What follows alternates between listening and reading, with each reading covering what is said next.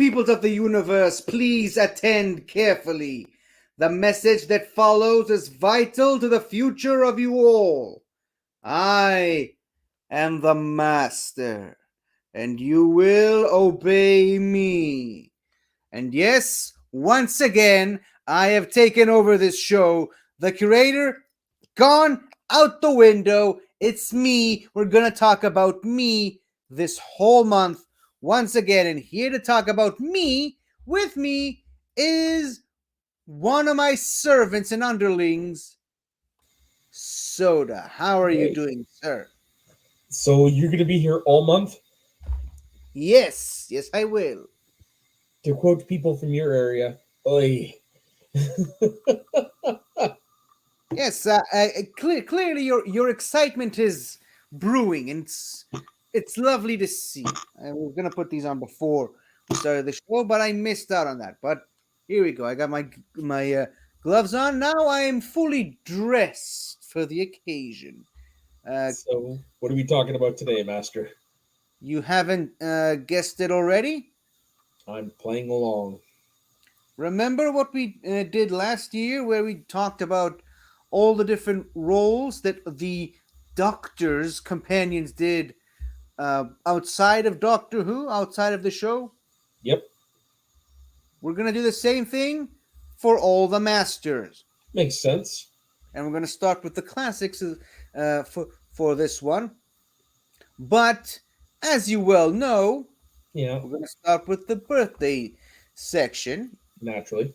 this month. And there's actually a pretty interesting list of of people today. Obviously, we did the week that we missed previous episode, and this week we're counting down from the 27th of February all the way to the 4th of March. And the first to cap this off, we have on the 27th Tom Chadbone. He mainly played the character Duggan in City of Death. He also was the voice of the Jaggeroth in that same episode, but he also played a couple of other interesting characters all throughout Doctor Who. He was in A Trial of Time Road the Mysterious Planet. He was on Big Finish in 3 episodes in as the same character, and Buried Secrets, Snowblind, and Fatal Consequences. He also was in Big Finish in No More, The Paradox Planet, and A Legacy of Death. Hmm. And also on the 27th, we have Mr. Derek Ware. He was primarily a fight arranger and choreographer during the William Hartnell era of all the way to the John Pertwee era, as well as playing so many different roles in so many different episodes, such as in some cases being understudy to some of the characters during fight scenes. He was in Unearthly Child, The Crusades, The Chase, The Mythmakers, Dalek's Master Plan, The Smugglers, The Ambassadors of Death. So he was busy. What? He was busy. Yeah, yep. In 3 different roles in The Ambassadors of Death, Inferno, Terror of the Autons, the debut of the Master, of course, Claws of Exos, and the Sea Devils. Yeah, so yeah, he did a lot. He also, on occasion, was the understudy for me, the Master. Oh, So that I gotta respect him for that. And on the 28th, we have Mr. Mervyn Pinfield. Very important behind Mervin. what? Mervin. Mervyn, His name's yes. Mervin. Mervyn Pinfield.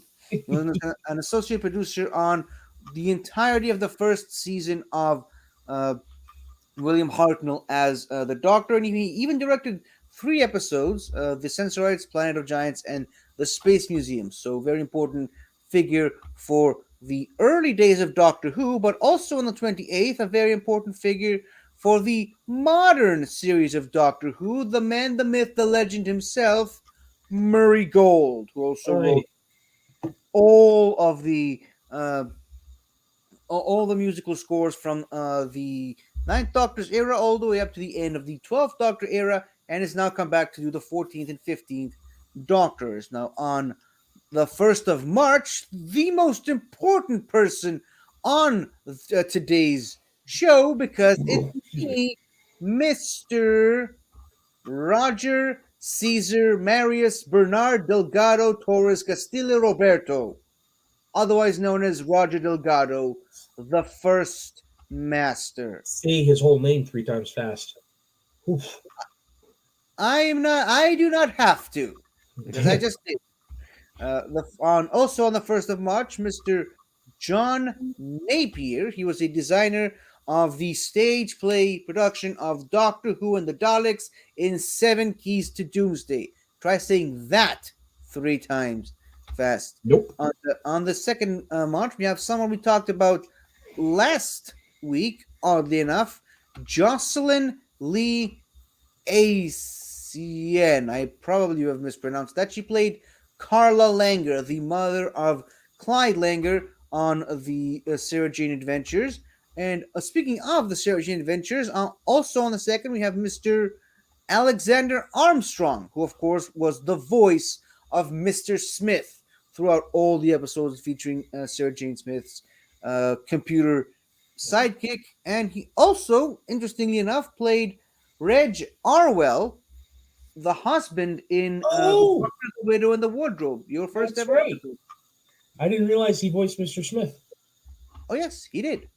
And speaking of interesting figures in Doctor Who, also on the 2nd of March, Mr.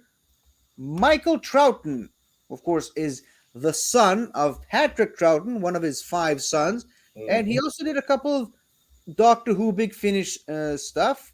Most notably, I believe he also played the role popularized by his father on Big Finish in the most recent Second Doctor Adventures. But yeah, he did a couple of other Big Finishes as well. And finally, wrapping up our list, we have Mr. Also on the 2nd, we have Stephen Thorne. Here is the picture right here. He played a bunch of interesting characters in episodes featuring me, the Master, like Azal in The Daemons. He was one of the Ogrons in Frontier in Space. And he also, interestingly enough, he played Omega on The Three Doctors, and he actually came back to reprise the character on Big Finish in Intervention Earth. He also was Eldred Must Live, in The Hand of Fear, Sarah Jane's final episode. He was in Ghosts of End Space. He was in the Jago and Lightfoot series, and a bunch of other Big Finishes as well. He also came back as Eldred himself on Big Finish as well. Eldred Must Live, of course. So for the wonderfully long list of people we had today, thank you all. We quite literally could not do this without you, especially not me, the Master. Of course. Which, of course, is the first person we are going to talk about in our now breakdown of all the different Masters' roles before and after Doctor Who. So, probably a redundant question, but I'll ask it anyway.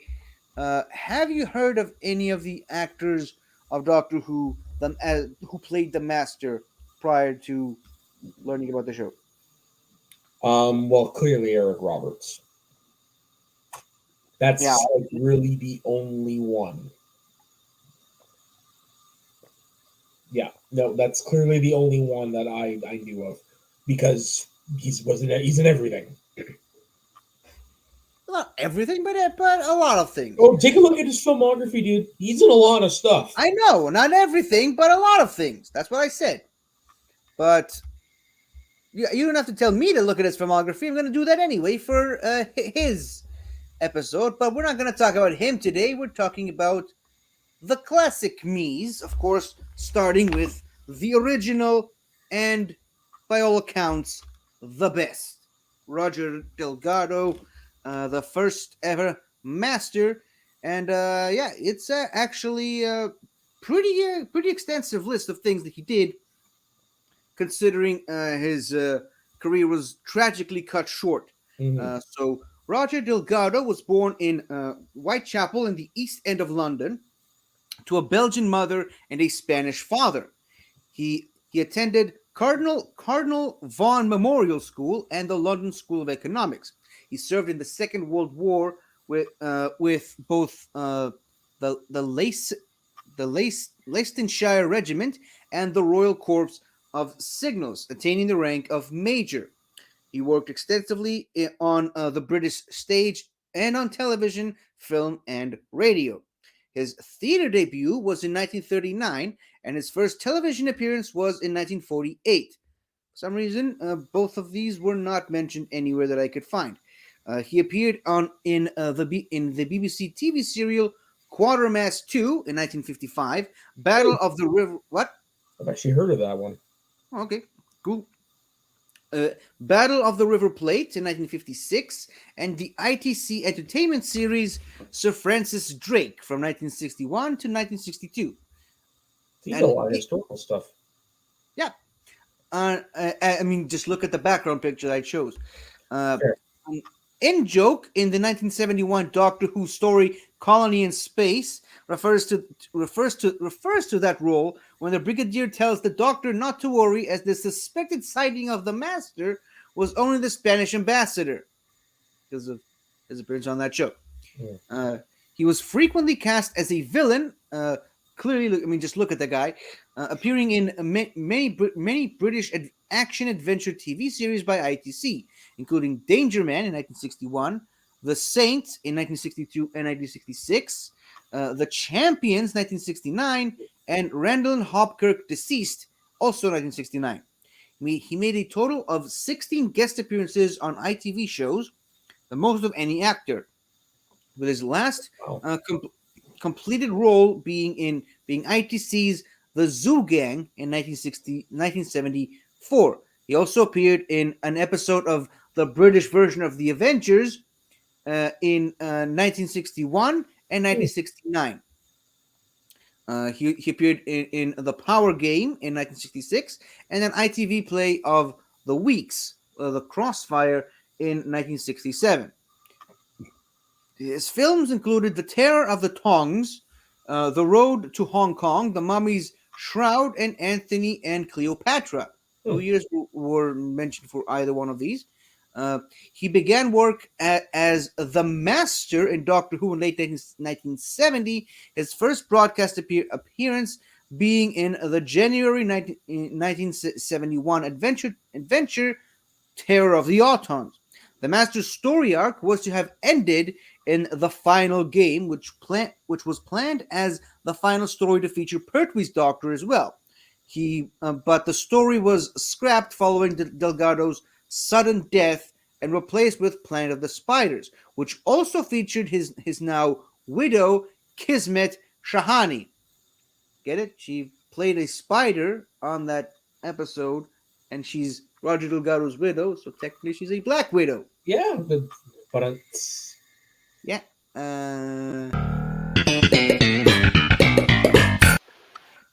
Okay. So he died on location in Nevşehir, in Turkey, while shooting La Cloche Tibetine, a Tibetan Bell, a Franco-German TV miniseries about the Yellow Expedition. He was killed along with 2 Turkish film technicians when the car in which he was traveling went off the road and into a ravine. He was 55 years old when he died. Yeah. John Pertwee often remarked that Delgado's death was one of the reasons he decided to leave Doctor Who the following year. Anything stood out to you about this man's incredible legacy? Honestly, it really shouldn't surprise me, but like all the historical stuff that he played in, that he was in the Avengers. Clearly he got around in BBC back in the day. Sounds like he was a pretty well respected actor. And you know what? Of course, I didn't include every single naturally role that he did, but when I looked in his wiki, one of the projects he was associated with was, hold on, where's the drum roll? No, here we go. One of the projects he actually was associated with before playing the Master was Z Cars. Remember how much we course. talked about that?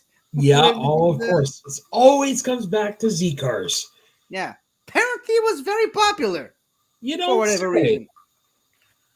Okay, so the next person we are here to talk about is one Mr. Peter Pratt. Of course, was the first person to replace Roger Delgado as the Master. He joined the Doyle Carte Opera Company in September 1945 at the age of 22. He began to play small roles with the company in 1947, including Goto in The Mikado. It's it's Chinese, I believe.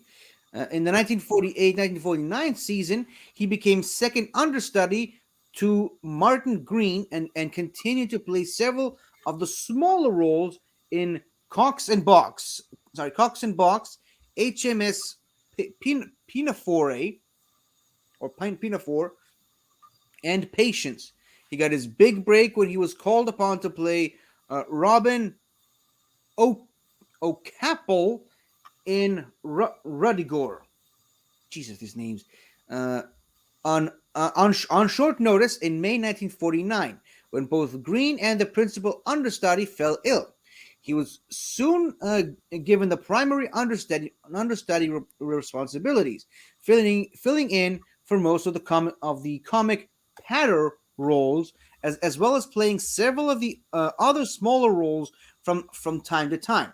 In September 1951, exactly 6 years after joining the company, he became the principal comedian following Green's departure, and he served in that capacity for the next 8 seasons, playing in Pinafore, the Pirates of Penzance, Patience, I Ilanthe, the Mikado, Radigor, and the Yeomen of the Guard, the Gondoliers the Gondoliers and Princess Ida. He suffered an illness in the spring of 1959, and in May he announced that he had decided not to rejoin the company the next season. His last appearance with the company was on May 30th, 1959. So right off the bat, I love that he basically just started out at age 22. He started as really small roles in understudy or secondary understudy, slowly made his way up to the principal understudy, then taking over as the principal comedian. I really like that progression. Yeah, he really paid his dues. Yeah, I love it when you sort of start to see these actors who move their way from the bottom all the way to the top in progressive order. Uh, After leaving the Doyle Cartier organization, he turned his attention to theater, television, concert, and radio work. In 1964, he appeared in a musical called All in Love. In 1965, he was seen in the comic play a Month in the Country at the Cambridge Theatre in London. He was a member of the BBC Drama Repertory Company in the early 1960s. In 1966, he starred and co-produced a complete cycle of the 13 extant Gilbert and Sullivan operas for BBC Radio. He presented a television play called Jack Point in 1973, and radio programs such as Afternoon at the Savoy, evening. Such as Afternoon at the Savoy, Evening at the Savoy, and Take the Sparkling Pear. He also toured his with his own companies, Music Mosaic and The World of Gilbert and Sullivan, presenting Gilbert and Sullivan and other works to audiences in Britain, North America, and Australia. He appeared in a full costume production of The Mikado at Royal Albert Hall. As part of 1975 centennial season, before the first of the four performances of Trial by Jury, a specially written curtain raiser by William Douglas Home called Dramatic License. In 1976, he appeared in the serial The Deadly Assassin from the BBC's long-running science fiction television series Doctor Who, replacing the late Roger Delgado to become the second actor to play the Master. He received praise for the performance, which relied heavily on his voice because of the restrictive nature of his mask and costume. In 1977, he appeared in an episode of the Stockton Music Festival, a Sonic Jamboree, whatever that is, for BBC Radio. In 1981, he toured with a group called the London Savoyards. He also appeared as a soloist in the concert video recording Gilbert and Sullivan Present Their Greatest Hits, made at Royal Albert Hall in 1982. Pratt died in London in 1995, age 71. I had no idea he did a lot of Gilbert and Sullivan. Yeah, apparently he's a huge fan of Gilbert and Sullivan. Yeah, evident apparently. Did a lot of stuff with both of them. Yeah. Oh man, he had quite the resume. Didn't realize that. Yep, me neither. And he was only in one Doctor Who episode, oddly enough, but made quite an impact as that version of the Master. But the other version of that same Master, oddly enough, is of course the only one of the classic Masters who's still alive, Geoffrey Beevers. Yep. Otherwise known as A New Body at Last. Yep, that guy. A new body at last. Okay, Geoffrey Beevers, not quite as extensive as the previous one, but they're very worthwhile checking over nonetheless. On theater, he has worked extensively at the Orange Tree Theater in Richmond upon Thames. Sorry, both as an actor, including the title role in Jules Romains' Dr. Knock in 1994, and as an adapter / director of George Eliot's novel Adam Beatty in February 1990, for which he won a Time Out Award and Honoré de Balzac's Pere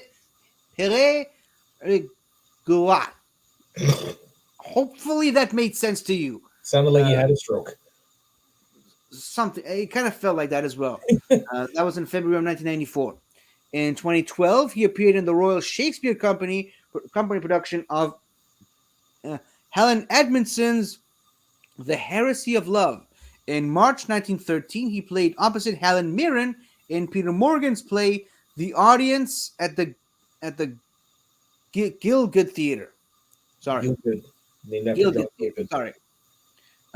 And reprised the role in February 2015 at the Gerald. 1915. He looks good for his age. Yeah, right. Somehow he reprised the role in 1915 that he played back in 2013. Because we wobbly timey wimey. Yeah, that was in the Gerald Schoenfield Theater in New York City. From October 2016 to March 2017, he appeared in a production of Amadeus by Peter Shaffer at the Royal National Theatre's Olivier stage. On television, though, he appeared in the film Good Night, Mr. Tom, and appeared in the 1978 television film The Nativity. In 1986, he appeared in a BBC TV adaptation of Parham's 1936 book Flying for Fun. In 1988, he appeared in the TV movie sequel The Great Escape 2: The Untold Story, and a very British coup for Channel 4 television UK.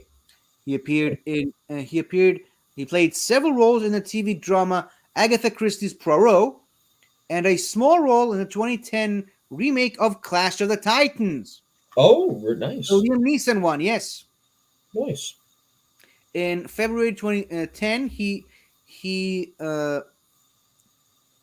there's got to be another word there somewhere, but in 2010 he was in the television film on Expenses. Beavers married actress Caroline John, who appeared in Doctor Who as Liz Shaw from June 1970 until her death on June 2012. They had 3 children, a daughter named Daisy, and um, uh, and 2 sons, Ben and Tom. Something that the wiki doesn't say is that Daisy's actually continuing her mother's legacy, playing Liz Shaw on the Third Doctor Adventures on Big Finish.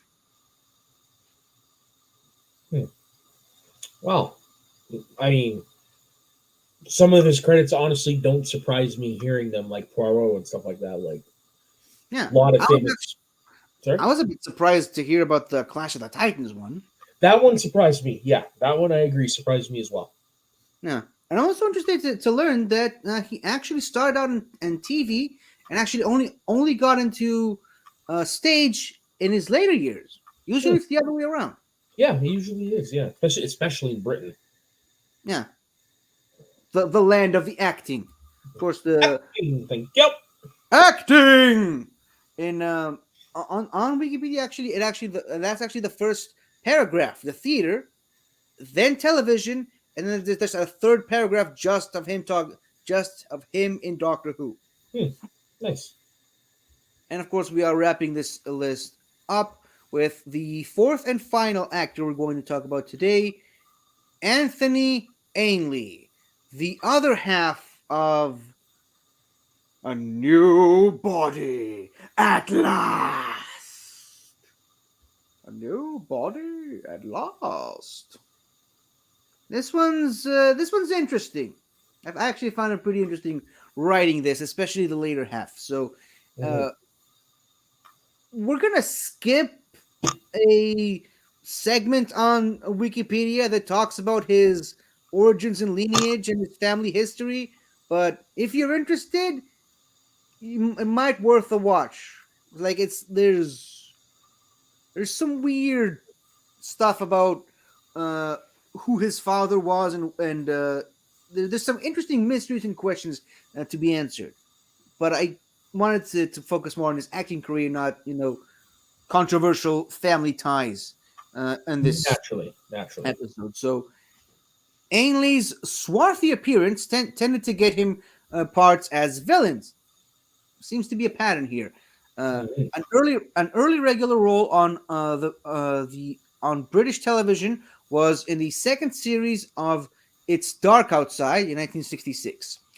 Other notable roles include the 1969 film version of Oh, What a Lovely War, the 1974 film version of The Land That Time Forgot, The Blood on Satan's Claw, 1971, Elizabeth Arn, also 1971, Spider's Web, with a Y, in 1972, the BBC's adaptation of The Pallisers in 1974, the first episode of the BBC program Secret Army in 1977, and the Avengers episode Noon Doomsday in 1968. Again, for clarification, the British version of the Avengers.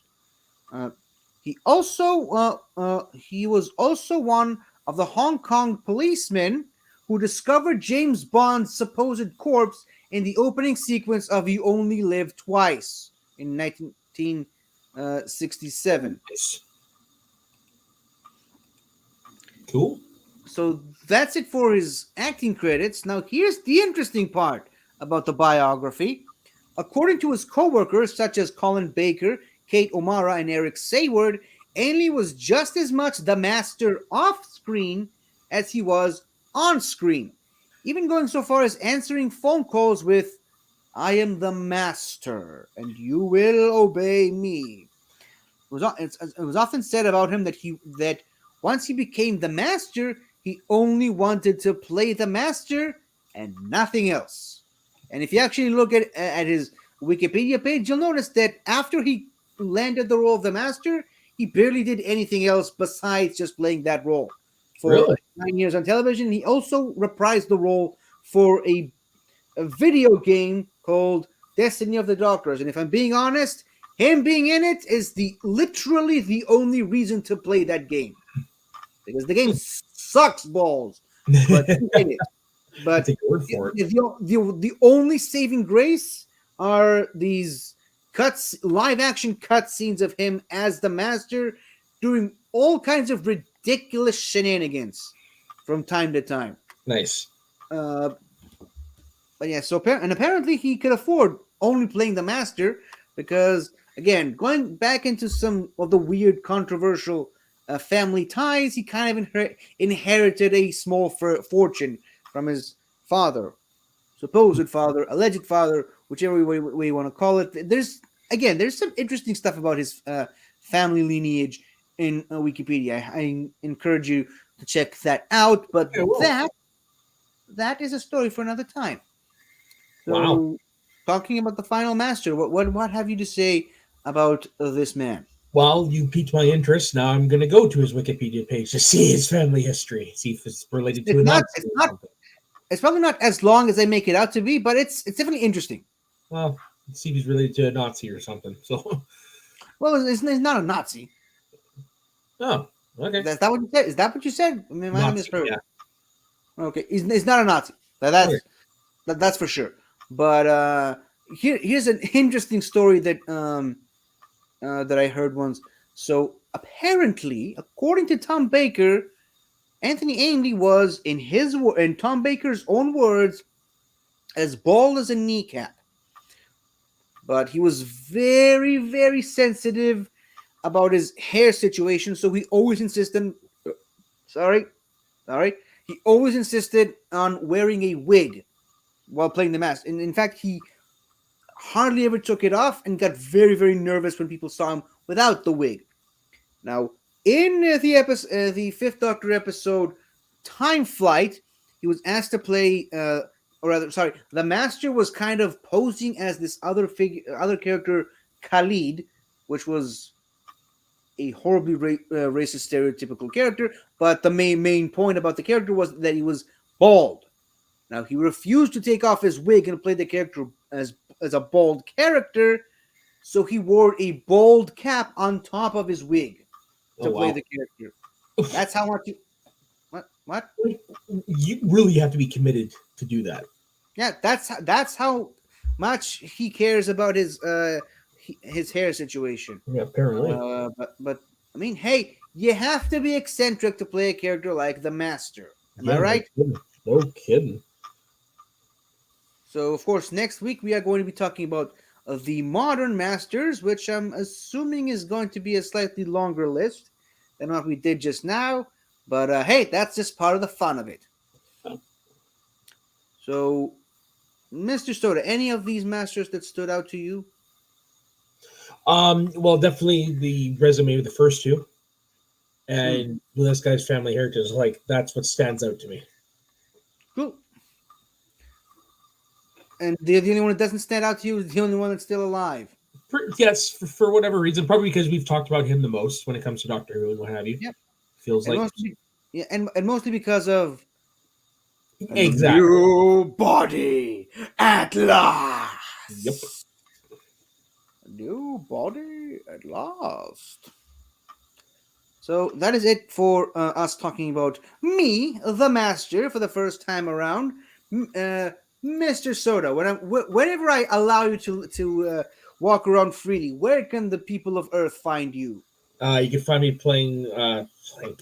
Find me on my personal Instagram and Twitter at soda_the_saxman, and on this channel doing my usual shenanigans with 50. I don't know who this 50 person is, but you could probably find him doing these regular shenanigans with you on this show. Usually every Monday, and on Fun with Flags, usually every Thursday, as well as on his own YouTube channel, 50 Shades of Geek, where he does weekly reviews of every single Doctor Who episode from 1963 to 2023, and some of the more recent ones he uploaded were about me, the most important character in the series. And you can also check out all the other channels on the wider Benverse at large, like something to talk about, Galactic Geeks, Multiverse of Geekdom, Movie Lover Tonight, the Midnight Cinema, Italian Reviews, and In the Front Row, which is curiously still missing from this thumbnail. So this has been us. I have been the Master. This has been Soda. Thank you for obeying me, and we shall see you next week to talk even more about me. And in the words of one of my favorite incarnations, Missy herself, don't forget to like and subscribe. Goodbye.